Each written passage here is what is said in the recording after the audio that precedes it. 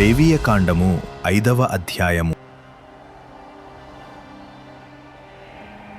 ఒకడు ఒట్టు పెట్టుకొనిన వాడై తాను చూచిన దాని గూర్చి గాని తనకు తెలిసిన దాని గూర్చి గాని సాక్షి అయ్యుండి దాని తెలియచేయక పాపము చేసిన ఎడల అతడు తన దోష శిక్షను భరించును.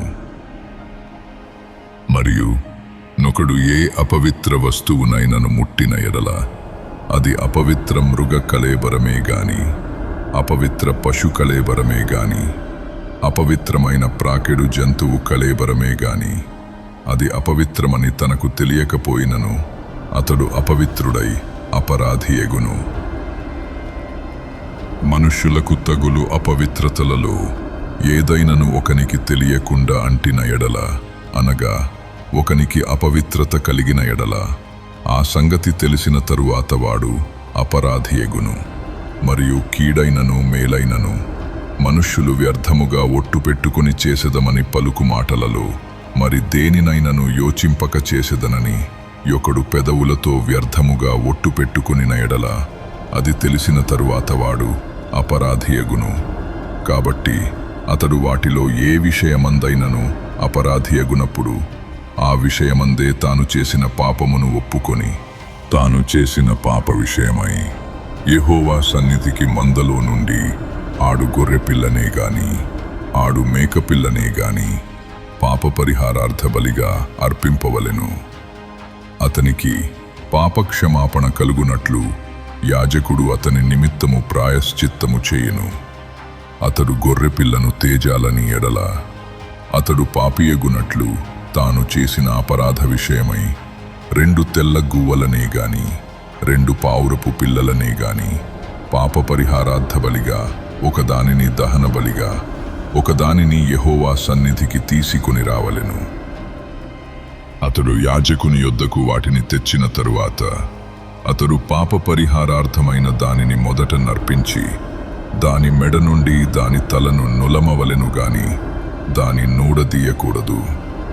అతడు పాప పరిహారార్థ బలి పశురక్తములో కొంచెము బలిపీఠము ప్రక్కను ప్రోక్షింపవలెను. దాని రక్తశేషమును బలిపీఠము అడుగున పిండవలెను. అది పాప పరిహారార్థ బలి. విధి చొప్పున 2వ దానిని దహన బలిగా అర్పింపవలెను. అతడు చేసిన పాపము విషయమై యాజకుడు అతని నిమిత్తము ప్రాయశ్చిత్తము చేయగా అతనికి క్షమాపణ కలుగును. 2 తెల్ల గువ్వలైనను 2 పావురపు పిల్లనైనను తనకు దొరకని ఎడల పాపము చేసినవాడు తూమెడు గోధుమ పిండిలో 10వ వంతును పాప పరిహారార్థ బలి రూపముగా తేవలెను. అది పాప పరిహారార్థ బలి గనుక దానిమీద నూనె పోయవలదు, సాంబ్రాణి దానిమీద ఉంచవలదు. అతడు యాజకుని యొద్దకు దానిని తెచ్చిన తరువాత యాజకుడు జ్ఞాపకార్థముగా దానిలో పిడికెడు తీసి యెహోవాకు అర్పించు హోమద్రవ్యముల రీతిగా బలిపీఠము మీద దానిని దహింపవలెను. అది పాప పరిహారార్థ బలి. పై చెప్పిన వాటిలో దేని విషయమైనను పాపము చేసిన వాని నిమిత్తము యాజకుడు ప్రాయశ్చిత్తము చేయగా అతనికి క్షమాపణ కలుగును. దాని శేషము నైవేద్య శేషము వలె యాజకునిదగును. మరియు యెహోవా మోషేకు ఈలాగు సెలవిచ్చెను. ఒకడు యెహోవాకు పరిశుద్ధమైన వాటి విషయములో పొరబాటున పాపము చేసిన ఎడల తాను చేసిన అపరాధమునకు నీవు ఏర్పరచు వెలచొప్పున పరిశుద్ధమైన తులముల విలువగల నిర్దోషమైన పొట్టేలును మందలో నుండి అపరాధ పరిహారార్థ బలిగా యెహోవా యొద్దకు వాడు తీసుకుని రావలెను. పరిశుద్ధమైన దాని విషయములో తాను చేసిన పాపము వలని నష్టము నిచ్చుకుని దానితో 5వ వంతు యాజకునికి ఇయ్యవలెను. ఆ యాజకుడు అపరాధ పరిహారార్థ బలియగు పొట్టేలు వలన అతని నిమిత్తము ప్రాయశ్చిత్తము చేయగా అతనికి క్షమాపణ కలుగును. చేయకూడదని యెహోవా ఆజ్ఞాపించిన వాటిలో దేనినైనను చేసి ఒకడు పాపి అయిన ఎడల అది పొరబాటున జరిగినను అతడు అపరాధి అయి తన దోషమునకు శిక్ష భరించును.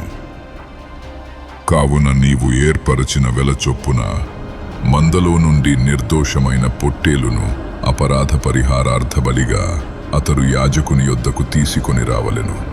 అతడు తెలియకయే పొరబాటున చేసిన తప్పును గూర్చి యాజకుడు అతని నిమిత్తము ప్రాయశ్చిత్తము చేయగా అతనికి క్షమాపణ కలుగును. అది అపరాధ పరిహారార్థ బలి. అతడు యెహోవాకు విరోధముగా అపరాధము చేసినది వాస్తవము.